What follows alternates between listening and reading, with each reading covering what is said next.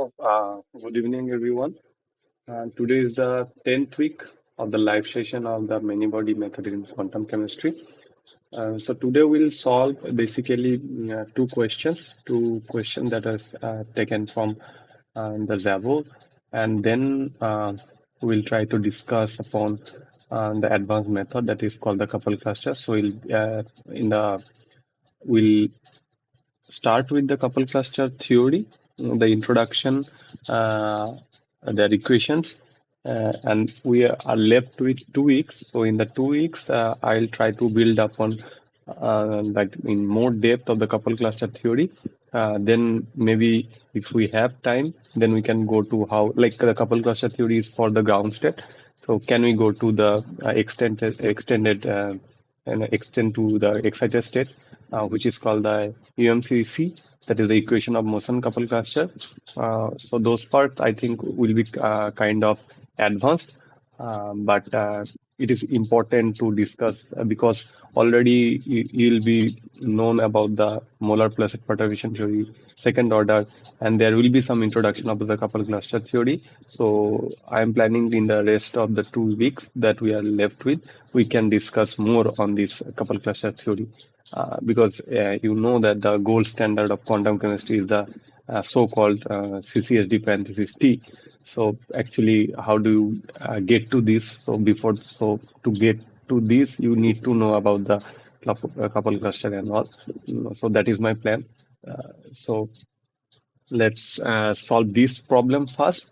Mm, Take some time to read the question and try to solve it.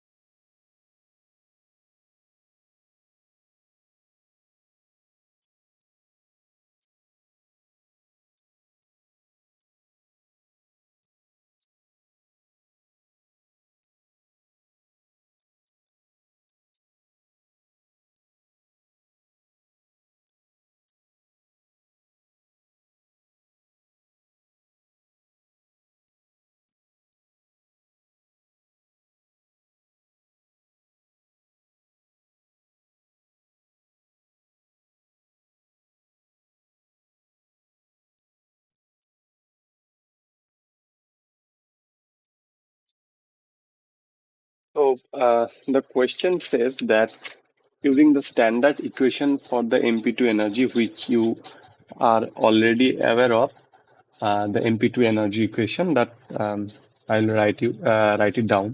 But so for the MP2 energy correction, prove mathematically that the MP2 is strictly size consistent. Now, what is size consistent? Size consistent is that, let's say you have a two system A and B, they are far apart, right?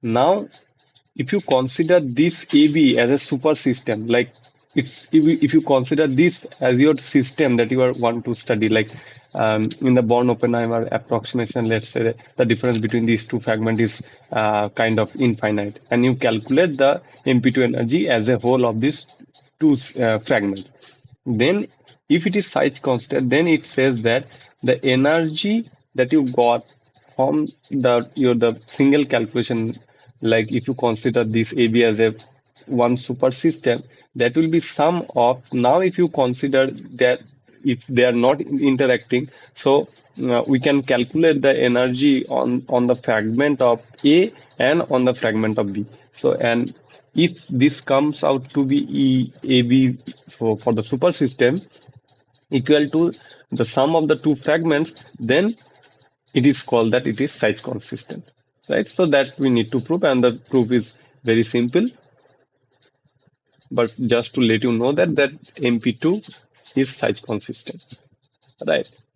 So what is the energy expression for the second order? You know that it is 1 by 4 sum over IJAB, AB, the antisymmetrized two electron integrals, small square divided by the denominator, right? Epsilon I plus epsilon j minus epsilon a minus epsilon b, where these epsilons are your orbital energies that you got from the Hartree-Fock solution in general, right? Now, for the super system, so let's say for the super system, that is, we'll call it as AB. So this IJ and AB, actually this goes over all the MOs, right? So this IJ, this occupied spinors, and this AB that belongs from both the fragments, like from A, from B, all the orbitals, right? Now, if you look carefully, this term, let's say, write the Coulomb integral, ABIJ. So how do you write this? Integration phi. So this is your 1 to notation. So we can write it as phi a star 1 phi I 1 1 by R1 R2 mod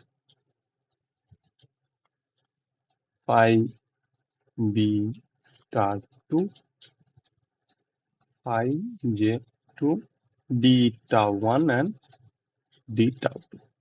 Right. So this is the Coulomb integral. Now let's say that you have two fragments, right? A and B, and they are infinitely separated. Now let's say this A and I, like this A and I belongs to different fragment. Let's say this A belongs to this A fragment, and this I MO that is belong to the B fragment. Now, if you look carefully, that what will happen is that, so this is your R1, this is R1, R2, R2. Now, if you look at this integral, right? So if they are infinitely separated, that means that their overlap is basically zero. Like at any point of time, so this phi a star will have some densities over here, right? But at the same time, for the phi I, it will not have any densities on phi a, right? Like on the fragment. So, and it's a product, so it will come out to be zero. So over the whole space, this will come out to be zero.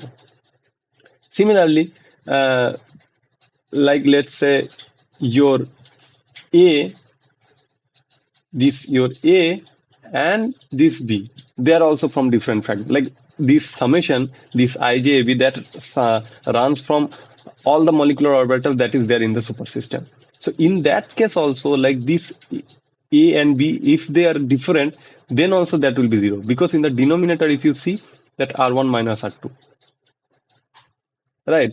So that will be infinitely separated, and that will if that is infinite, so this will also be zero. So this says that the only integrals that will be left, so you can actually, this AB, if I write it here carefully, I can write it summation of IJAB IJ mod square, the denominator epsilon I plus epsilon j plus epsilon h epsilon b, and summation of IJ AB AB IJ square j epsilon h epsilon b. Now this IJAB that belongs to the fragment A, right? Because if this IJ and AB, all the four belongs to the A fragment, then only this integral may survive. Otherwise, if any of that indices is from the other index, like other fragment, then that index sorry, that integrals is going to be zero, and they are not going to contribute to the this second order correlation energy. So similarly, this also belongs to the B fragment. Now, if you look at this is nothing but the MP2 correlation energy. If you do a separate calculation on the A fragment, this is nothing but the correlation energy, the second order perturbation for the on the A fragment, and similarly this is because here all the molecular orbitals are coming from the A fragment, so I can write it this, and also EA second order plus EV second order correction. So what we are finally getting is that if two fragments they are infinitely separated, then the MP2 correlation energy is summation of the separate MP2 correlation energy on the different fragments. And this is nothing but the condition for the size consistent. That's why it is called the MP2 is size consistent, right? I think it's proved.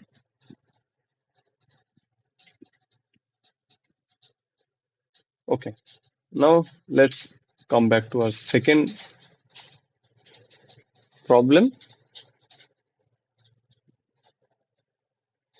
Take some time.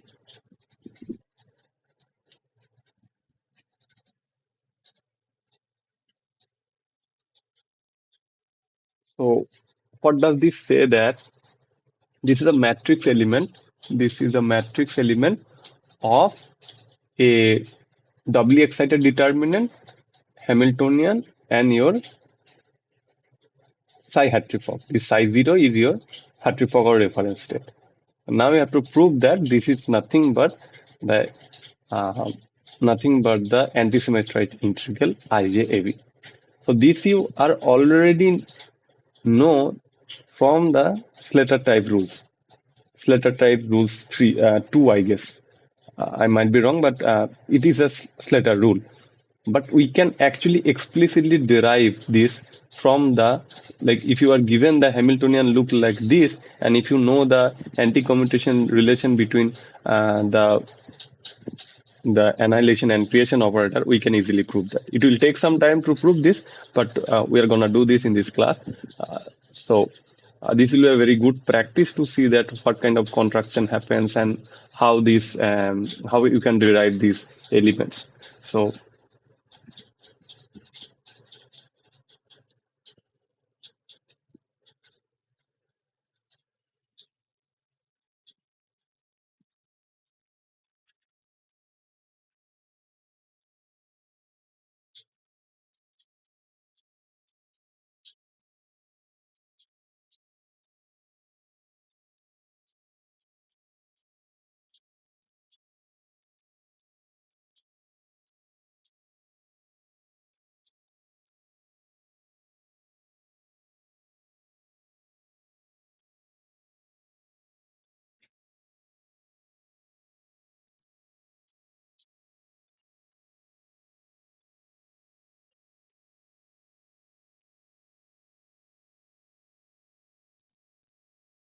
am I audible?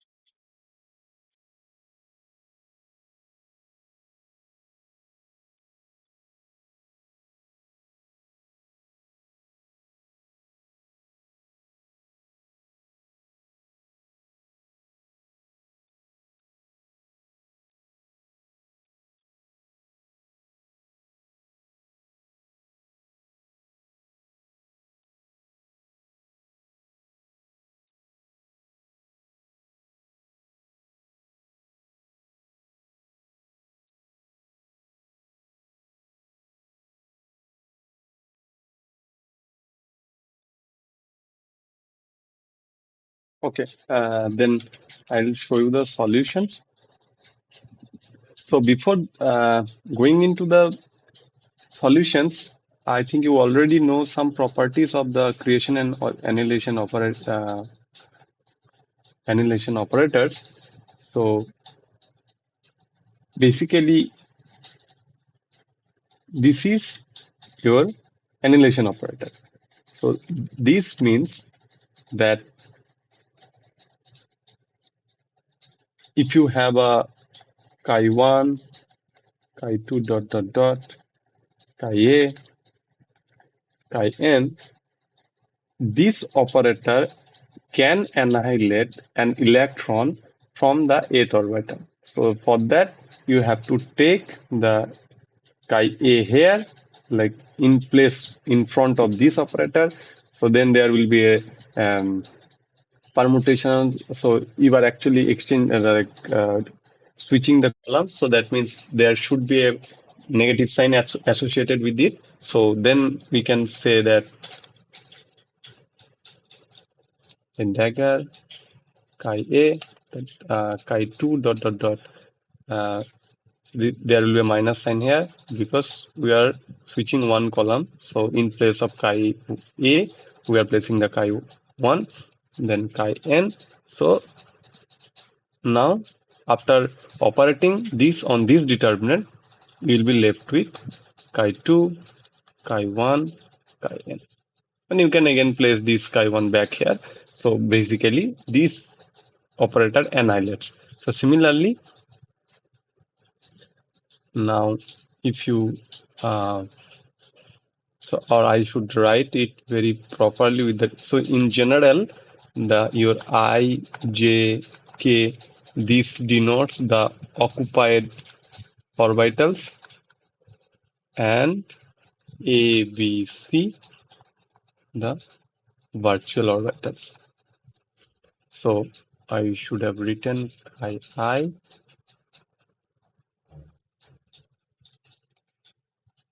right? So similarly, now you can write A dagger, chi1, chi2, up to chi n. So A dagger actually can create can create a particle in the eighth orbital.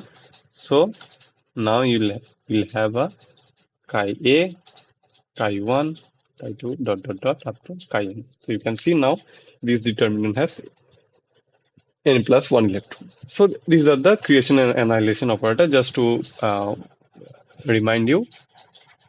And I think in the class it has been proved some properties. If you have any doubt in these properties, I can prove it here. But assuming that you know all these properties, we are gonna use this proving this theorem. Okay, so three properties basically. The first important property is,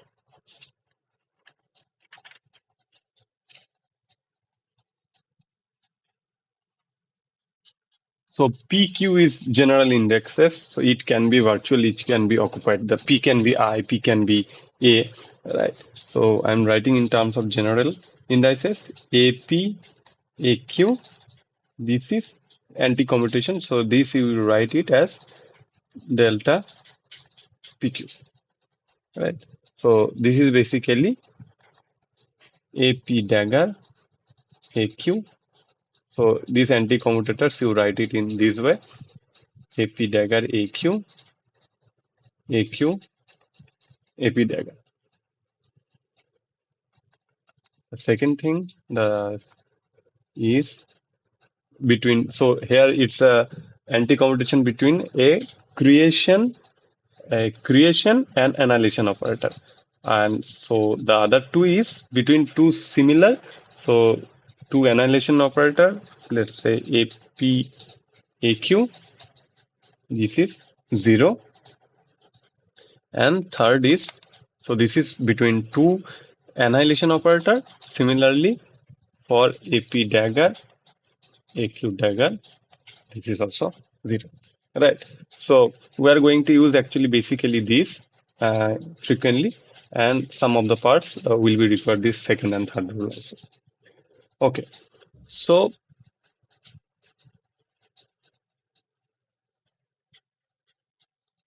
what is psi ijab, right? So what's happening here is that now you have a reference here, you have different orbitals, right? So let's say you have a designated A here, B here. Now somewhere you have I, J. Uh, this nomenclature on all the electrons are filled here. So this means that you are exciting an electron from ith orbital to A and jth orbital to B. So there was the electron here, I and J. So you are putting these two electrons in B and A. So right. So now your determinant doesn't have these two orbitals. So in the determinant, instead of this ij, now you have chi a and chi b. That is the meaning of this double excited determinant. Right. So now how we can write this in terms of, now your reference is psi 0. In general, it is Hartree-Fock. So all the n number of like orbitals are filled up. You can write this psi ijab is equal to a dagger. You are creating an electron in the eighth orbital, similarly in the bth orbital. Now, as we are saying that we are putting an electron in the from the jth orbital to bth orbital, so now here you have to write aj ai, right?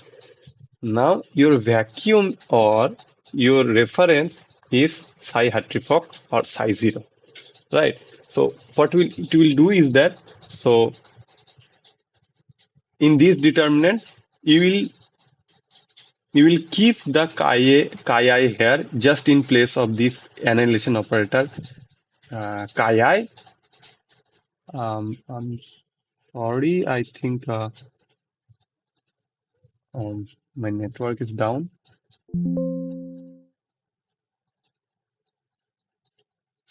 Yeah,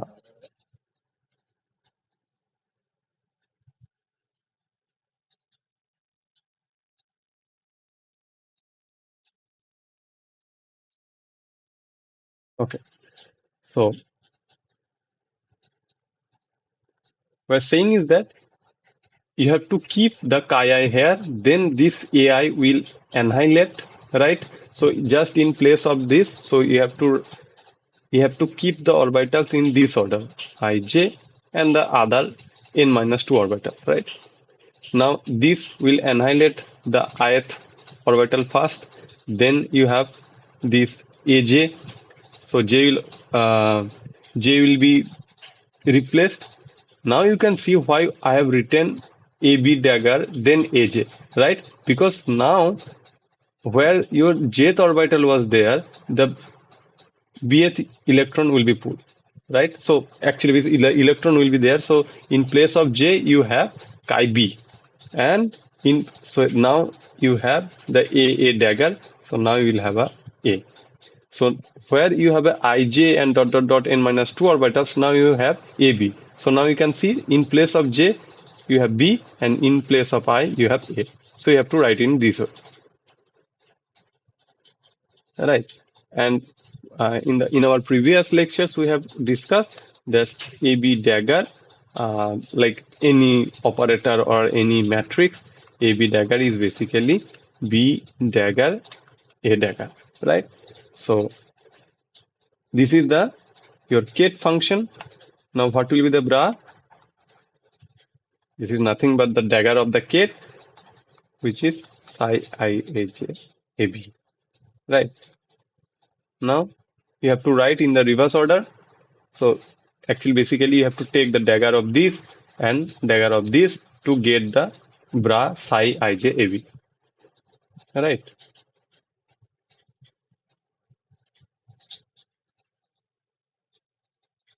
This you can write it. So I'm writing this first,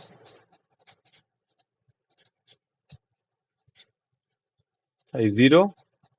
Now you have ai dagger, aj dagger, AB and AA, right? So we have got this term. Now you have the Hamiltonian, and given the Hamiltonian, you can write it in this form, and you have psi 0, right? So we are good to go to write the matrix element. So our matrix element is psi ij AB H and psi 0. So you can see this is a one electron operator. So any one electron operator is associated with one annihilation and one creation operator, and this is your two electron operator. So you can see there you have two annihilation, two creation operator. So this is the one electronic part. So first we'll deal with the one electronic part, then we'll go to the second like two electronic part. Okay. So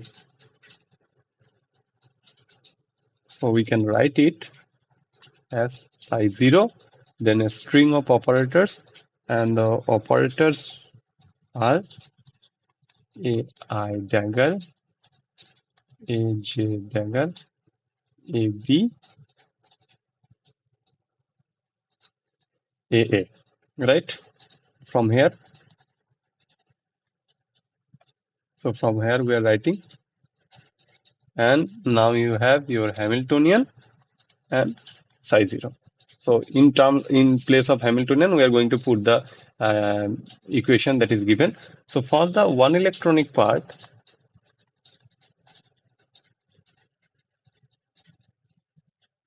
what do we have? We have AI dagger, AJ dagger, AB, AA, and here you have AP dagger, AQ. And here you have AP dagger, AQ, and now you have psi 0. Now we have to evaluate this matrix element. So before discussing this, so something is called the normal ordered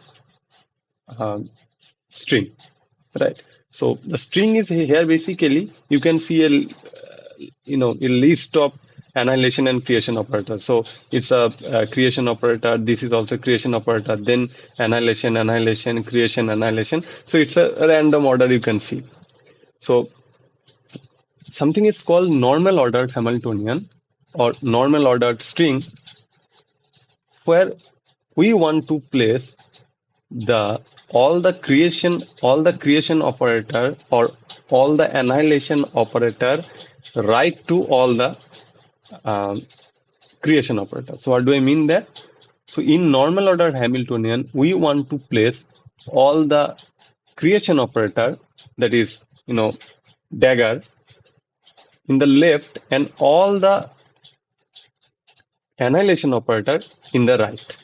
That we want to do it. That is called the normal order. So what will be the benefit of this?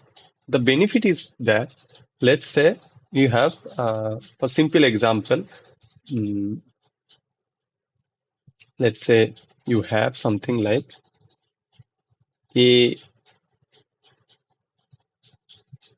um, AI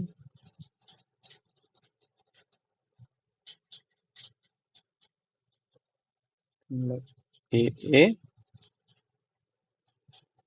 or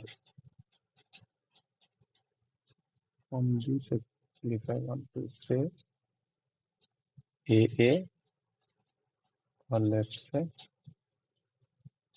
AI data. So in that case also it will be 0. But the benefit is that in such a way that if you can put all the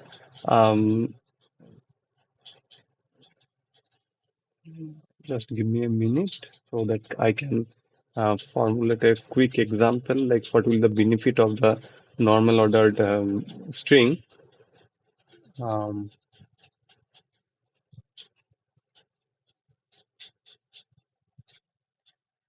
so you can see that AA and AP data, right? So this P can be anything. It can be A dagger, like this P can be A or P can be I, like P can be occupied or P can be virtual. Right. Now, let's say this is in general. You don't know what the thing is. Now, with the commutation relation that I will apply in such a way, if you can write this string AP dagger and AA, and there will be something front and behind of this expression because you need to use the commutation relation. Now, if you can write this and you have a size 0 here and size 0 here, this fellow is going to give you 0 because what does that mean? That means you are annihilating an electron from the Ka molecular orbital. Now this size 0 in the virtual space, there is no electron in the Ka. And from the rules of creation and annihilation, you know that now here your Fermi vacuum or the reference is psi 0. So when this AA, the creation or the annihilation operator acts on this psi 0, it is going to give you 0. And that is the benefit. Like if you can put all the annihilation operator just right to all the creation operator, then your equations become simpler. All the terms will go to 0 and all the surviving terms were there. So that's what I'm going to show you. So that is called the normal order thing. That is actually benefit.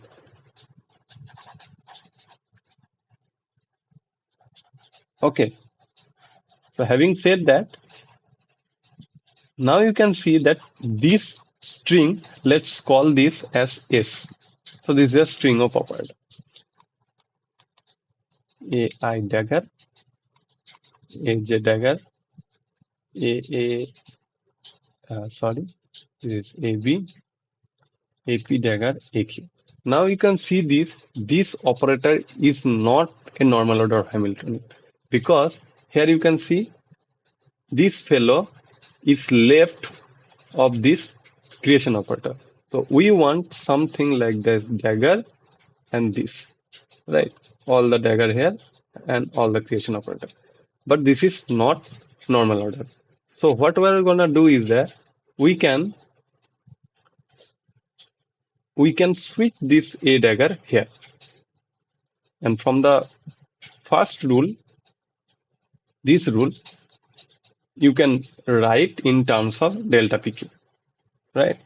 So what we can do here is that we can write AI dagger, AJ dagger, AB. So this is one creation and one annihilation.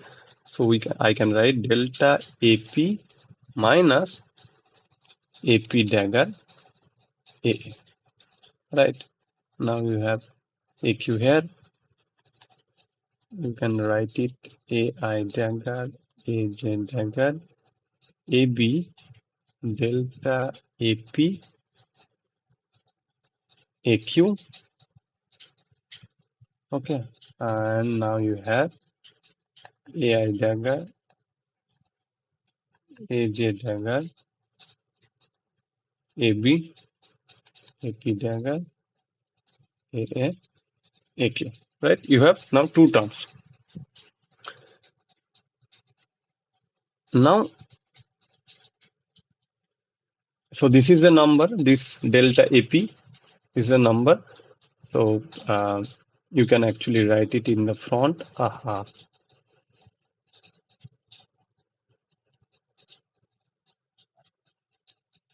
So this I can write as delta AP, AI dagger, AJ dagger, AB, AQ. Right. So let's say this is your first term and this is your second term. Right. Now let's look at the first term. So this is your string, right? And that is in between, sandwich in between the psi 0, psi 0. So for the first term, you can write psi 0, delta AP, AI dagger, AJ dagger, delta AP, AI dagger, AJ dagger, AB AQ, AB AQ, and psi 0. Now, this Q can be anything. It can be from the occupied space or it can also be from the virtual space. And here you can use I think the second commutation relation where you can write it as delta AP, AI dagger, AJ dagger, AQ, and AB associated with a negative sign because A because you know AP, AQ, anti-commutator is equal to 0. Right. Now, if you look at carefully, because of this fellow, when it acts on the psi 0, it will give you 0. Right? So for the whole first term, this becomes 0. And what about the second term? At psi 0, AI dagger, AJ dagger, AB, AP dagger, AB, AP dagger, AA, AQ, AA, AQ, psi 0. Now it is very simple to see that the similar thing you can do it here. AI dagger, AJ dagger, AB, AP dagger. So we can also do that like AP dagger to the left hand side and all the switching. But as we can explicitly see that this term is also going to 0, then why should we put effort here, right? So now you can see is that again this AA and AQ, this AA and AQ, you can switch it here. So now it will be AQ, AA, psi 0 associated with a negative sign. And because of this fellow acting on your reference, it will be again 0. So for the one electronic, so this H contains the one electronic part and the two electronic part. Now you can see that the one electronic part, it is contributing nothing. So from the one electronic part, the psi ij AB one electronic part, actually that's the operator, one electronic operator, and you have psi 0 that is giving you 0. Right? So the contribution is coming from the two electronic part, and that's what we are going to do it, and which is very tedious. Bear with me, I'll show you the proof. Now the the two electronic part. So what was so you have psi ij AB H psi 0. And for the two electronic part, it looks like this. Psi 0,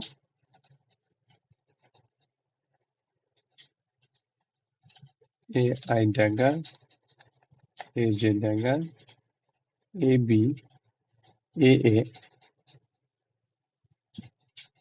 and there was some here, right? There was some of PQRS, right? And so if you look at carefully, this is a number and there was some of PQRS. So you can take out this thing from here, right? So I'll write it, okay, I'll write it here.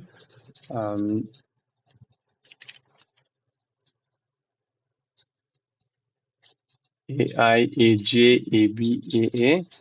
Now you have AP, AP dagger, AQ dagger, AS, AR, right? And so let me write it here. So now here you have 1/4 summation of PQRS and PQRS is a number, right? So you can write PQRS. Yes. So now your string is this one. 1, 2, 3, 4, 5, 6, 7, 8. So 8 numbers of creation annihilation operator is there. So your string looks like, let's call it AI dagger, AJ dagger, AB, AA, AP dagger, AQ dagger, AS, AR. So now our goal is to push this AA and AB to the most right hand side. That is our goal. Okay, now let's do this. AI, AJ. So now if you look at this part only, AP, AQ dagger. So I can write it AA,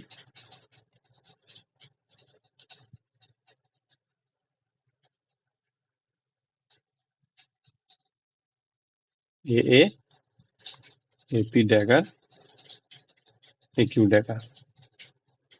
I can switch this. I can write it delta AP minus AP dagger AA, AQ dagger. Or I can write delta AP minus AP dagger AA,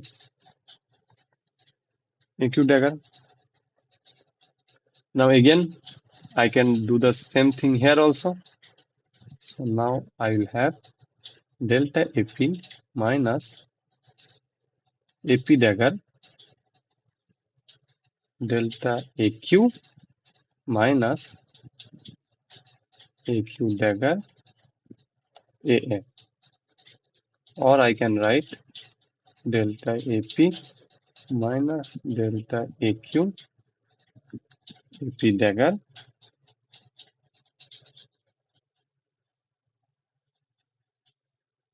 AP dagger delta AP sorry. So here there will be AQ dagger here, AQ dagger minus delta AQ will be a delta AP AQ dagger. Then we have delta AQ AP dagger and a plus AP dagger AQ dagger A. Now carefully look at this term. Now you can see that this is in this AA just sitting at the top right side of this. It's a kind of a normal order string, right? Now this AA actually can surpass this AS and AR by the same rule. Like between two annihilation operator, you have to just for every switching you have to put a negative sign there. So when it will act on the size 0, this A, it is going to give you 0. So this term is going to give you nothing. So this will be 0. But this term may survive, right? So we have to deal with this, right? Now we have done this part. Now so we have pushed the AA to the right hand side. Now it's time to push the AB to the most right hand side. So what we have here, we have AB, AA, AP dagger, AQ dagger, AP dagger, AQ dagger. We have already evaluated this. So now we have AB, and what was our result? Our result was delta AP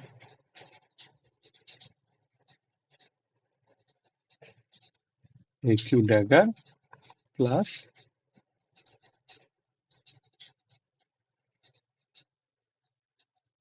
minus delta AQ AP dagger minus delta AQ AP dagger. Right. Now let's break it, which is delta AP AB AQ dagger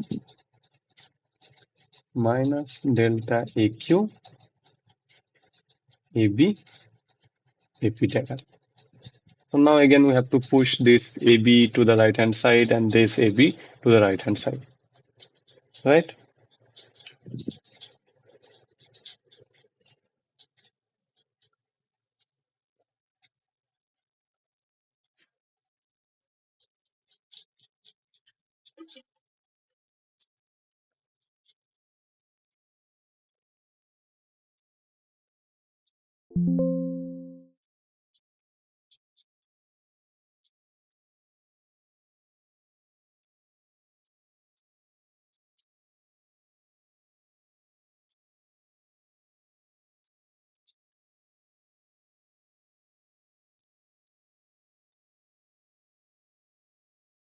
Okay, so let's do this. This is delta AP. Now you have delta BQ minus AQ dagger in the front AB. Now you have delta. So these delta AQ are basically the Kronecker deltas.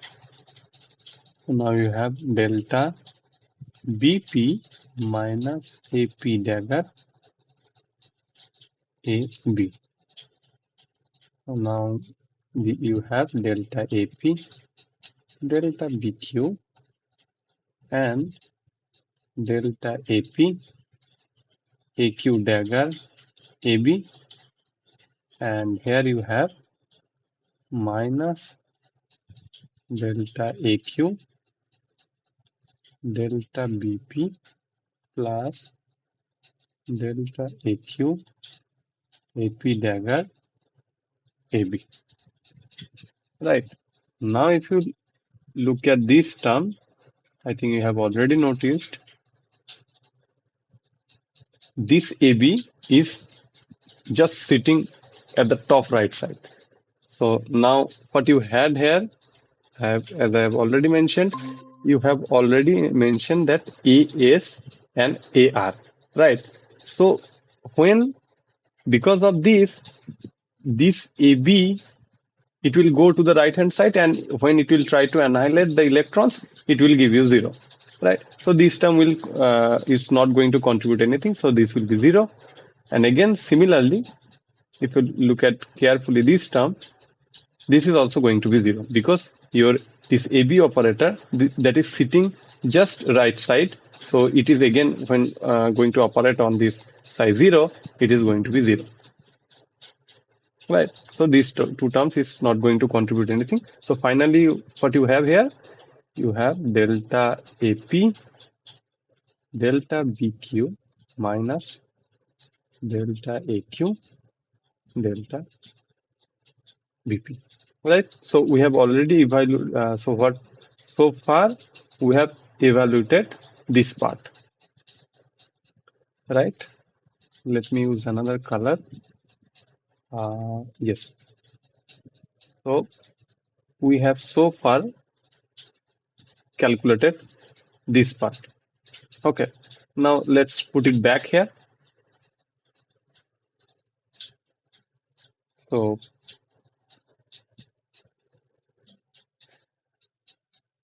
you can write psi 0, AI dagger, AJ dagger. In place of that, we are writing delta AP, delta AQ,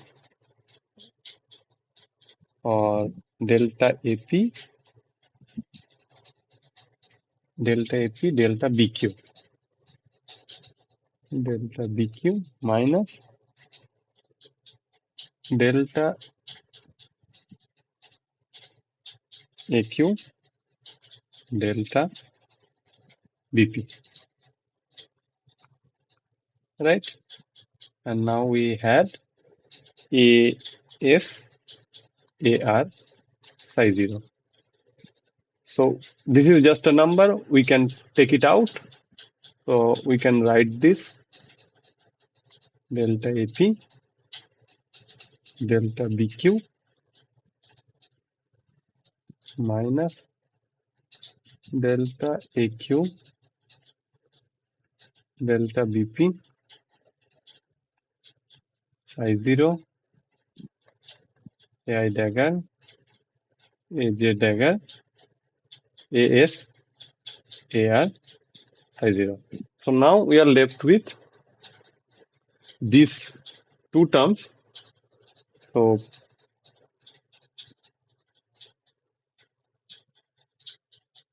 now if you see carefully that these AS and AR, they can be virtuals, they can be occupied.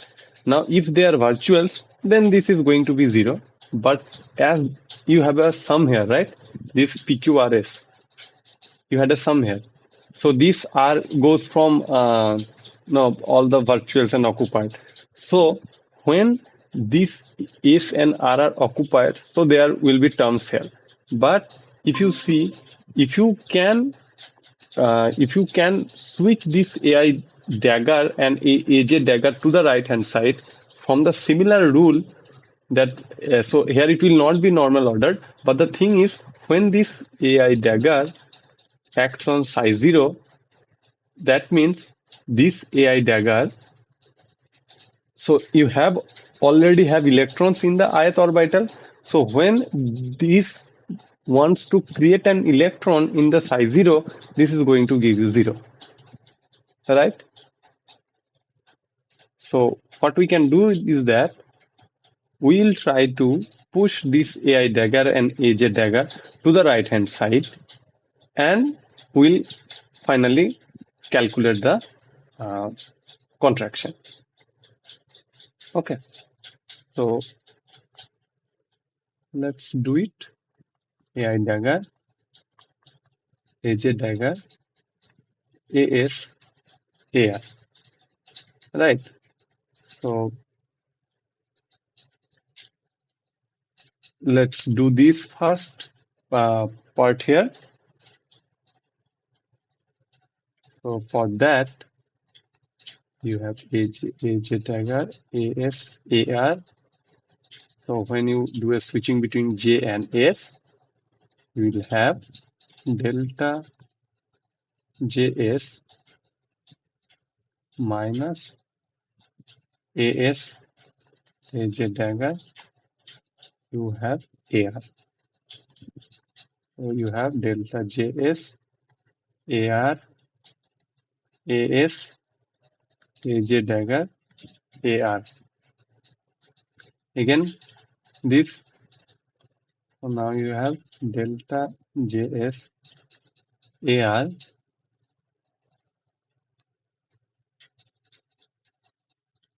minus AS, delta JR, AR, AJ dagger. So you have delta JS, AR, AS, delta JR, plus AS, AR, AJ dagger. So by the same logic, this term is also going to be 0 because AJ dagger is going to act on psi 0.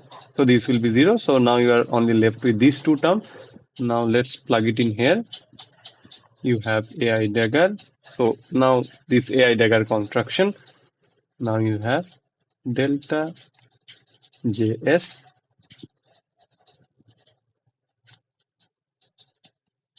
delta JS, AR, or I can write it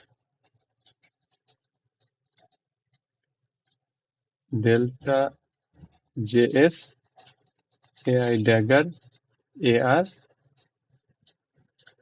and AI dagger. So it will be delta JR AI dagger S. What will have? We will have delta JS delta IR AR AI dagger minus delta JR delta IS minus AS AI dagger. So you have delta JS delta IR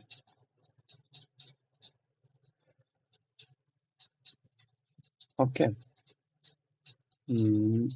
minus delta JS AR AI dagger minus delta JR delta IS and delta JR AS AI dagger. Right. So by the similar logic, this will go to 0 and again this will also go to 0. So now you have only these two terms. So these terms, what gives you finally? Delta JS. So we are very close to our result. Delta IR. I know it's a very tedious job, but I think it's a good practice to do this. Delta JR, delta IS. Right. So this is what actually gives you. So and this psi 0. So this gives you this, and this psi 0, it's normalized. So what you are finally left with,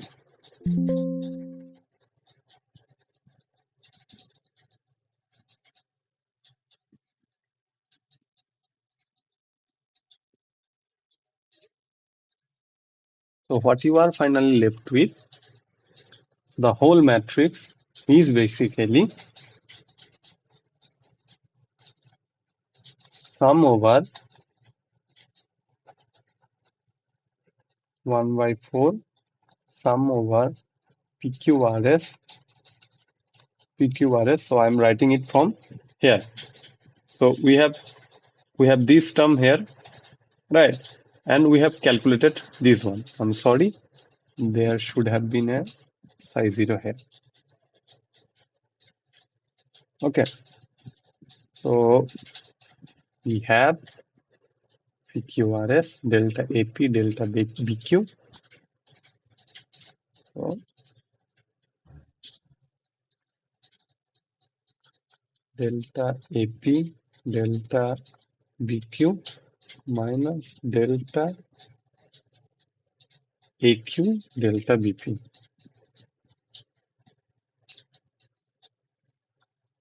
Q delta BP.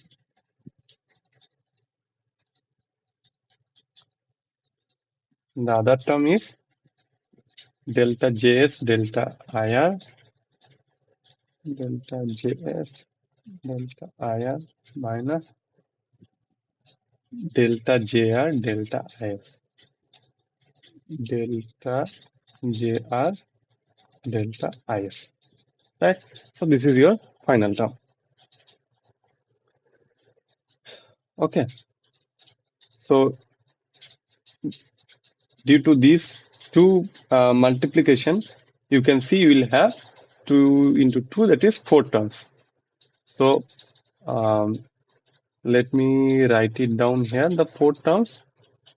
The first term is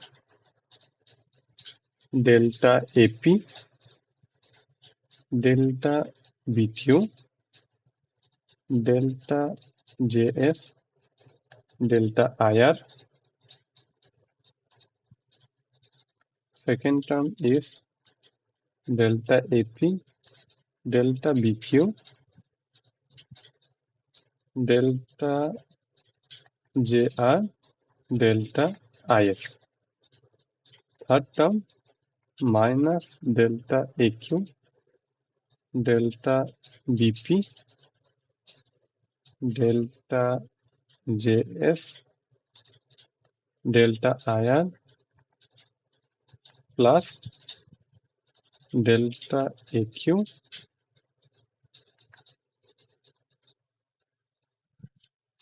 delta BP delta JR delta IS, right? And associated with PQRS. Now, if you can see, the only those terms will survive here when A is equal to P from here, when B is equal to Q. So this actually gives restriction on the P, that if P is anything but A, this term is going to 0.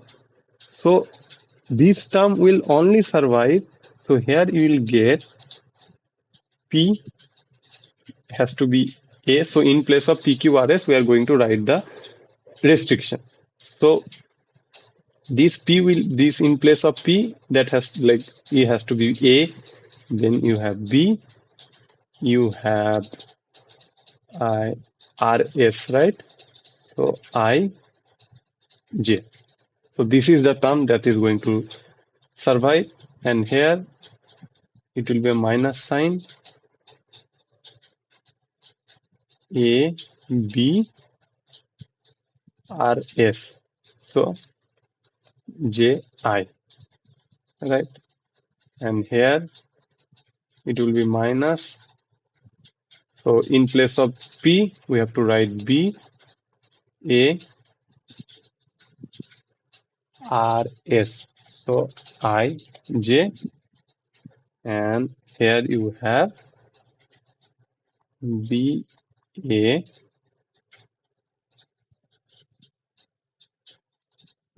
J, I. Right.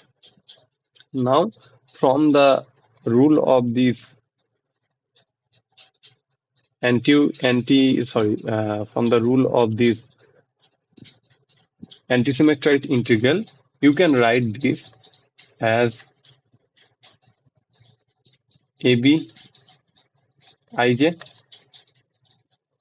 So that was JI. So I can switch it and associate with negative sign, and negative will be positive. Similarly, I can switch this BA. So it will be AB IJ. Again, I can switch it here and switch it here. Two rotation. So it will be AB IJ. So how many AB IJ we are getting? We are getting 4. 1, 2, 3, 4, right? So these final terms, what you have? You have 1 by 4, and here you have 4 times AB IJ. This 4 and 4 will cancel it out. Now what you have? You have AB IJ. And the proof asked, you have to prove that this is equal to IJAB or ABIJ. So again, from the rule of like one-to-one switching, you can easily write this as IJAB. That is also allowed, right? So that was a very tedious proof, but you can see the beauty that using this. So only what are the terms left? So you can see that only terms left where all the indices were contracted. Like, so the terms survived here, here, and here. You can see there is no left creation or annihilation operator. So there was an exact contraction. Like here, the contraction happens. For example, here the contraction happens between A and P. Like the P was um, the indices from the Hamiltonian, and A was from the the determinant, right? And similarly, the BQ and JS. So only the terms where all the terms were fully contracted, they are survived. If there is anything left, that went to 0. That we have proved, right? So far so good. So that was the proof. In the next, we'll try to touch upon the couple cluster theory. So,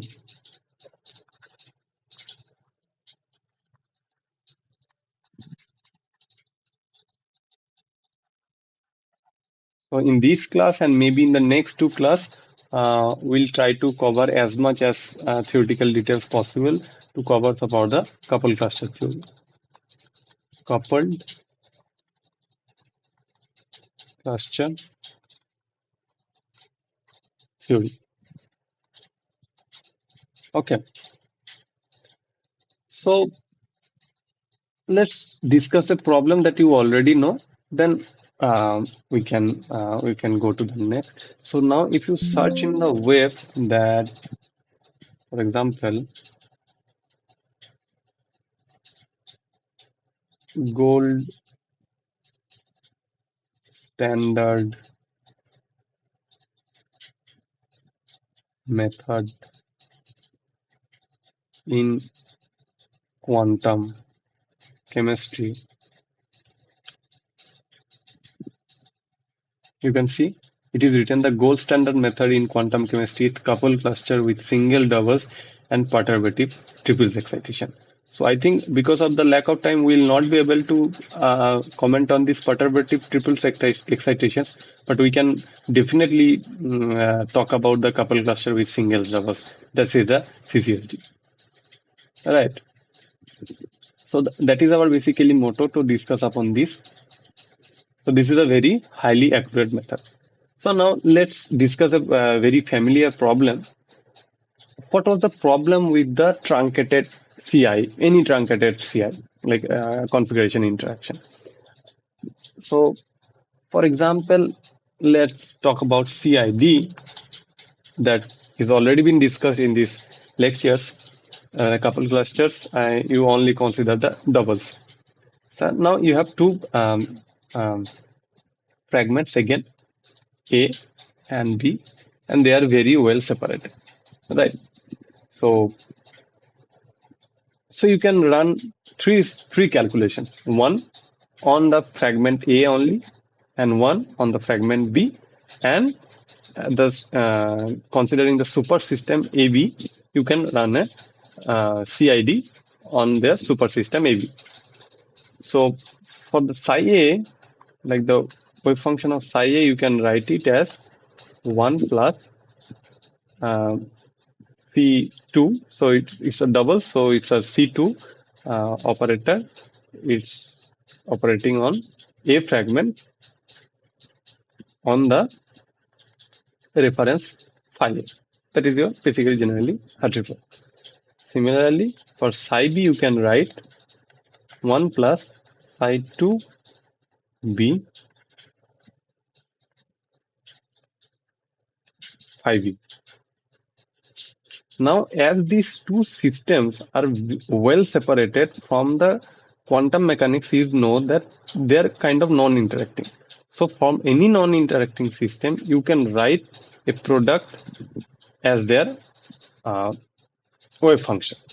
So the wave function for the psi AB, you can write psi A times psi B.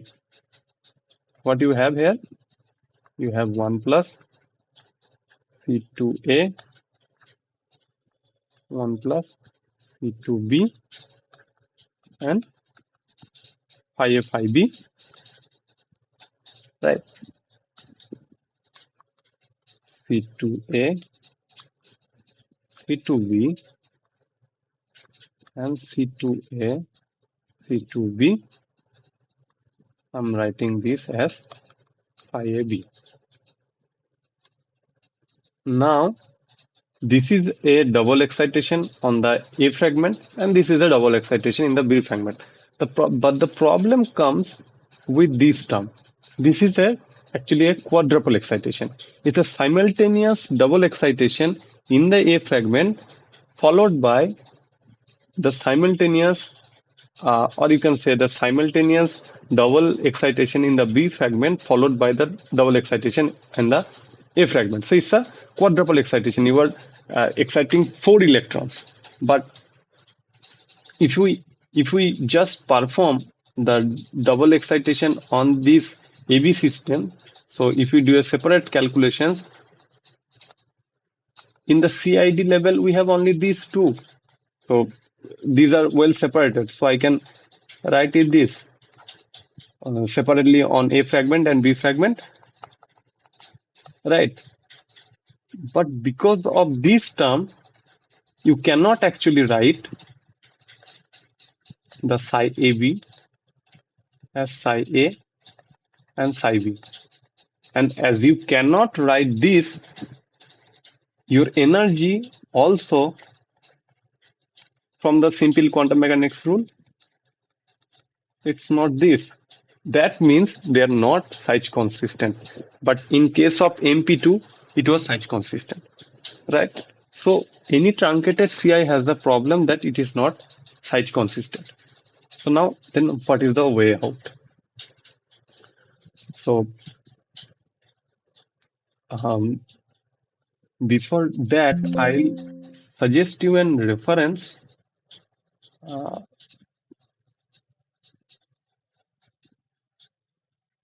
Crawford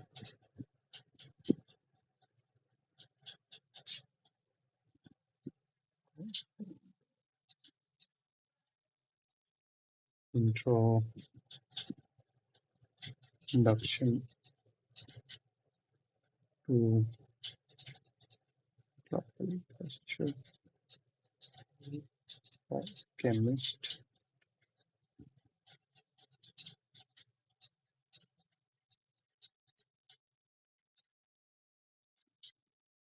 So I'll suggest you to download this and read this. This is a very good introduction so far. So for the couple cluster theory, I think this is the best way to start with. Uh, I just wanted to mention. Yes. So this is a very good reference, I would say.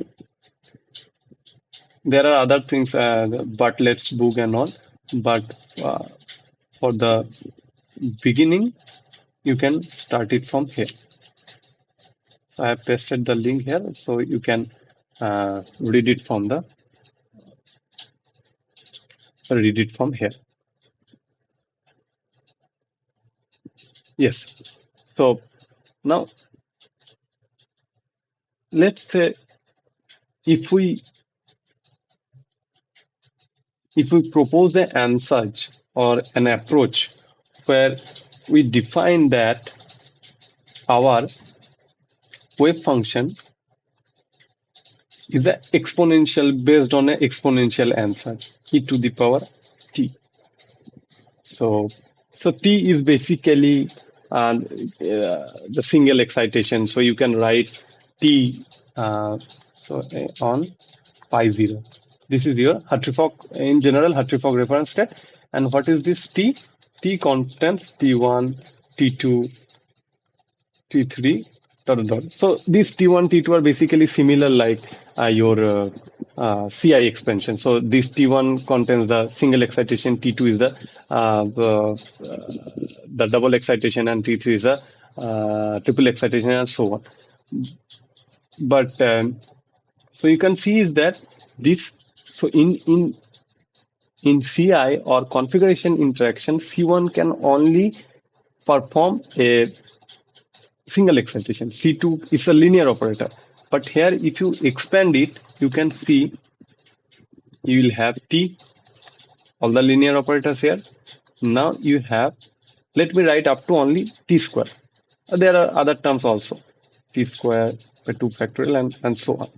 Right. So in place of this T square, if you write only, let's say you will have T1 square, T2 square, T1, T2, and so on, right? All the terms. Now you can see this T1, so it's basically T1 times T1. So this single excitation is capable of giving you the information of double excitation. So it's a two single excitation, right? T1 and T1. So from the T1, you can also get some amplitudes from for the double excitation. So that is the way that it's different from the CI. Okay, so we're not going to go into this, uh, but yeah, if we say that our wave functions looks like this, then you can see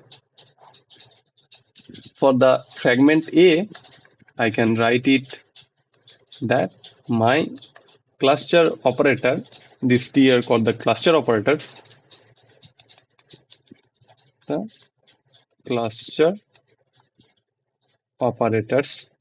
Okay, so if this operates on TA and phi A, this is your on fragment A.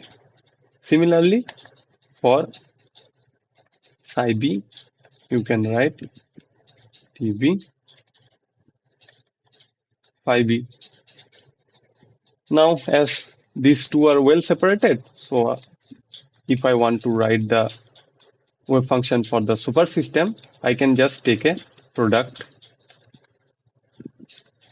psi B.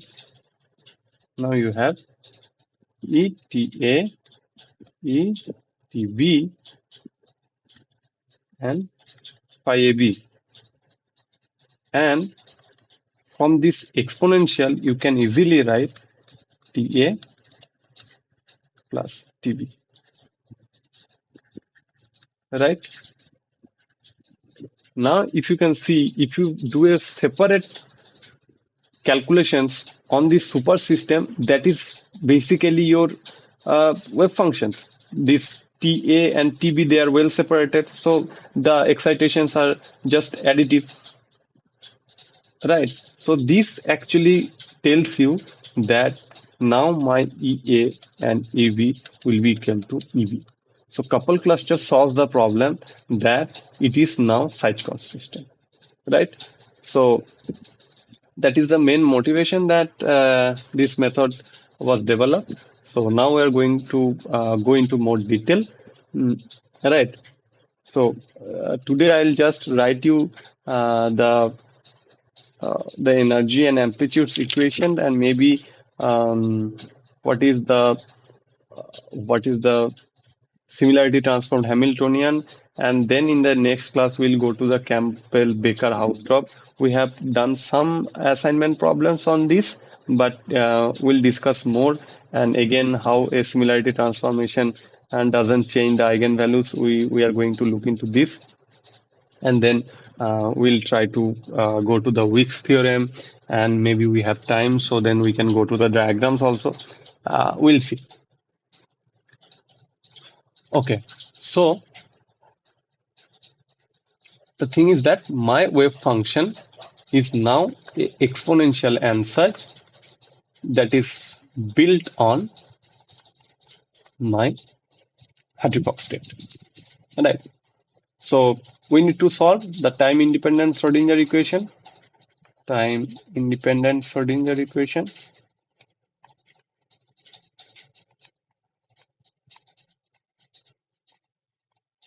which is H psi is equal to E psi. Right. Now, in place of this psi, you put this. So you have H exponential T phi 0 E exponential T phi 0. Right. Now, in this equation 1, if you left project with phi 0, you have the H ET phi 0 is equal to E phi 0. So in the right hand side, ET phi 0 is basically your psi, right? And from the intermediate normalization, you know this phi 0 psi that is equal to 1. So we can write you that phi 0 H ET phi 0 is E, right?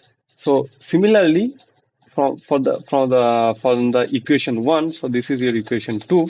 This is how you can get the, if you can calculate this matrix element, you can get the energy.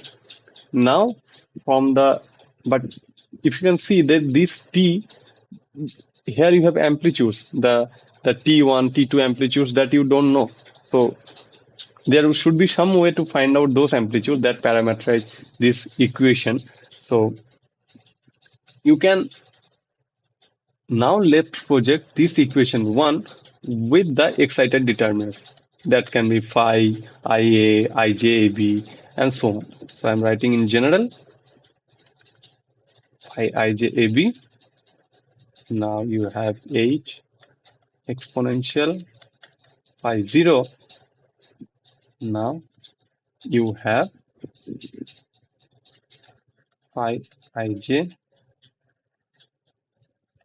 AB exponential phi 0. Now this is not yet 0 because when this exponential t operates on phi 0, there will be some cases where this left this will match with your the excitation determinant that you have projected, right? So only those terms will survive and other terms will cancel. But in general, you cannot write it 0, right? Because there will be some terms. For example, if this is a phi ijab, it's a double excitation. So when this e to the power t operates on phi 0, it will generate some phi ijab in some point of time, right? So in that case, it will be equal to 1, but in other case, it will be 0. Right, so from that you can calculate the amplitudes. But yeah, so that is in general. So this is called the energy equation and this is the amplitude equation. But this is not the in general way that people solve the couple cluster equation. So so you can see this equation 2 and equation 3 are linked. So is there a way that we can unlink these two equations, right? So yeah, so before going into this, let's see the energy expression. That was your phi 0 h e to the power t, I think phi 0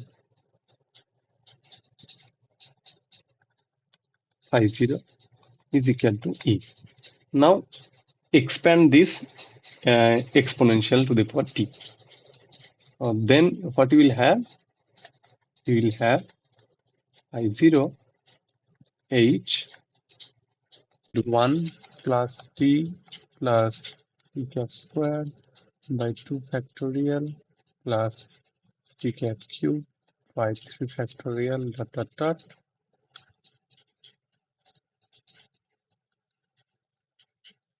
You have phi 0 is equal to e. Now let's separate out the terms. Phi 0 h phi 0, what is this? This is your E Hartree form, right? Now you will have phi 0 h t phi 0 1 by 2 factorial phi 0 h t square phi 0 plus 1 by 3 factorial phi 0 h t cube phi 0 dot dot dot is equal to e. Now, if you look at this term and the other terms also, so this t cube, what does this do? Is that this actually creates at least triple excitation in this phi 0, right? Because it's t cube, so it has to be minimum t1 cube. So t1 actually it's a single excitation, and doing this triples like thrice, it will be a triple excitation. So then what we'll have, then in the left hand side and you have a Hamiltonian, and here in the right hand side determinant you have a difference of 3 electrons, and from the Slater rules you know that it will go to 0, and so the other terms. So only these terms will survive. So no matter what the truncation level is, no matter what your the number of electrons, it is the basically it coming from the property of the Hamiltonian. So because of the Hamiltonian, now in the energy expression you have these terms only: phi 0, h phi 0, phi 0, ht phi 0 plus 1 by 2 factorial phi 0 h, or h t square phi 0, right? So this is the natural truncation. We are not doing any brute force truncation. This is natural truncation, right? So in these terms, this will truncate the series, and you will only be left with these 3 terms, right? So so far what we have discussed, that your psi is exponential to the power t phi 0, and you had the energy expressions, then you had a natural truncations, right? Natural truncation in the energy, and then you have the amplitudes equation also. But in general, people do with the similarity transform Hamiltonian, that I am going to show in the next class. So in the next class, we are going to discuss about um, the similarity transform Hamiltonian in more detail, and maybe Wick's theorem. And then in the coming class, we can go to the excited state as well, right? So I would request you to go to this PDF uh, and have a look. So how this exponential answer was built. So if I'm going to discuss that, that will take another class. So I didn't want to do that. So and there is a very nice expression like. So I just told you that from the CID, like if you take an exponential, then what will happen? But if you see this a PDF or see this paper there, where you can see very clearly like how this exponential operator actually comes. So there is a very explicit expressions for that, and I would request you to go through those. And if you have any doubt so far, you can let me know in the discussion forum. So yes, thank you, thank you so much, and we'll see you in the next class.